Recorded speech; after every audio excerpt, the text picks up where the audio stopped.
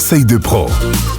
L'automne et l'hiver sont les périodes où l'on s'occupe plutôt des arbres, arbustes et vivaces. Aujourd'hui, Élodie de l'horticulture Litzenburger va nous donner quelques conseils pour leur taille. Bonjour Élodie. Bonjour Vanessa. Alors tout d'abord, on va parler des plantes grimpantes. C'est la vigne vierge, le lierre ou certains chèvrefeuilles. Ce sont des plantes qui vont énormément pousser en été. Alors pour éviter d'être envahi par ces plantes, il est nécessaire de les tailler en automne. Pour cela, tu couperas les longs rameaux de l'année pour éviter qu'ils ne débordent du support.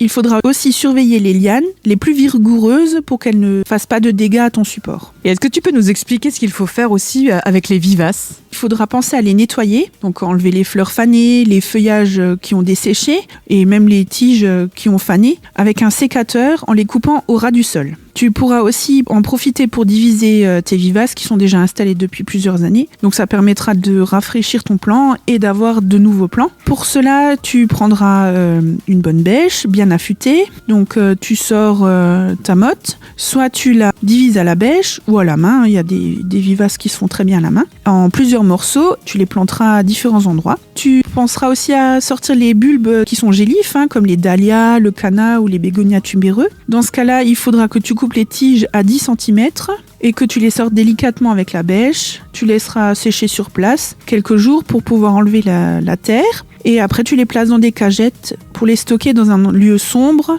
et sec et aéré. Et après, voilà, il faudra les remettre en place au printemps.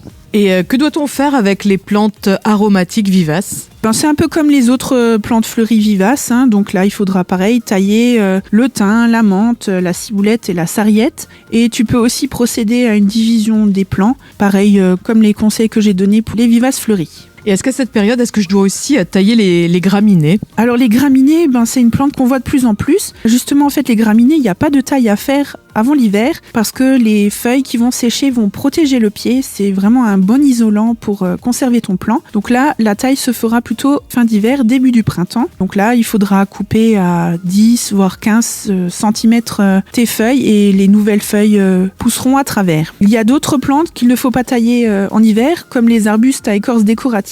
Tu as des cornouillers qui ont des écorces jaunes, rouges. Leur but décoratif, c'est vraiment en hiver. Donc là, tu gardes les tiges que tu couperas au printemps. Il y a aussi les hortensias que je conseille de laisser tranquilles. Donc là, tu garderas les fleurs fanées. Ça permettra de protéger les bourgeons terminaux. Pareil pour les rosiers, on conseillera aussi une taille plutôt au printemps pour avoir de belles roses en été. Merci Élodie pour tous tes conseils qu'on retrouve sur notre site radiomélodie.com. Élodie, on te retrouve à l'horticulture Litzenburger à Bliesbruck et je te dis à bientôt. À bientôt.